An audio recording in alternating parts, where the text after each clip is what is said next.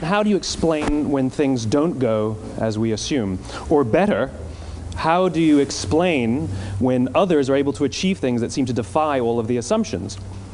For example, why is Apple so innovative? Year after year after year after year, they're more innovative than all their competition.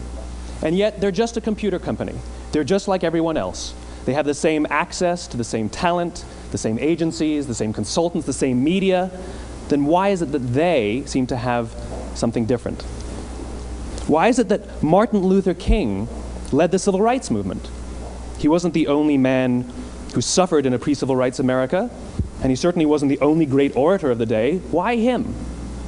And why is it that the Wright brothers were able to figure out controlled powered manned flight when there were certainly other teams who were better qualified, better funded, and they didn't achieve powered manned flight, and the Wright brothers beat them to it?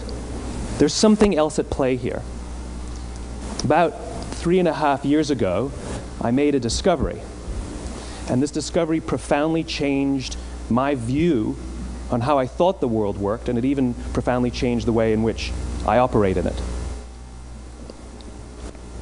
As it turns out, there's a pattern. As it turns out, all the great and inspiring leaders and organizations in the world, whether it's Apple or Martin Luther King or the Wright brothers, they all think, act, and communicate the exact same way, and it's the complete opposite to everyone else.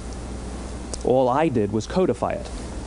And it's probably the world's simplest idea. I call it the golden circle.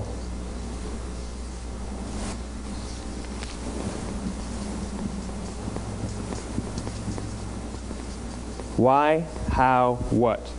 This little idea explains why some organizations and some leaders are able to inspire where others aren't. Let me define the terms really quickly. Every single person, every single organization on the planet knows what they do 100%. Some know how they do it, whether you call it your differentiating value proposition or your proprietary process or your USP. But very, very few people or organizations know why they do what they do.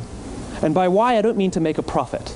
That's a result. It's always a result. By why, I mean what's your purpose? What's your cause? What's your belief? Why does your organization exist? Why do you get out of bed in the morning? And why should anyone care? Well, as a result, the way we think, the way we act, the way we communicate is from the outside in. It's obvious. We go from the clearest thing to the fuzziest thing. But the inspired leaders and the inspired organizations, regardless of their size, regardless of their industry, all think, act, and communicate from the inside out. Let me give you an example. I use Apple because they're easy to understand and everybody gets it. If Apple were like everyone else, a marketing message from them might sound like this. We make great computers. They're beautifully designed, simple to use, and user-friendly. Want to buy one? Meh. And that's how most of us communicate. That's how most marketing is done, that's how most sales is done, and that's how most of us communicate interpersonally. We say what we do, we say how we're different or how we're better, and we expect some sort of behavior, a purchase, a vote, something like that. Here's our new law firm. We have the best lawyers with the biggest clients. We have, we always perform for our clients, do business with us. Here's our new car. It gets great gas mileage. It has, leather seats. Buy our car. But it's uninspiring. Here's how Apple actually communicates. Everything we do, we believe in challenging the status quo. We believe in thinking differently. The way we challenge the status quo is by making our products beautifully designed, simple to use, and user-friendly. We just happen to make great computers. Want to buy one? Totally different, right? You're ready to buy a computer from me. All I did was reverse the order of the information. What it proves to us is that people don't buy what you do, people buy why you do it. People don't buy what you do, they buy why you do it. Leaders hold a position of power or authority, but those who lead inspire us. Whether they're individuals or organizations, we follow those who lead not because we have to, but because we want to.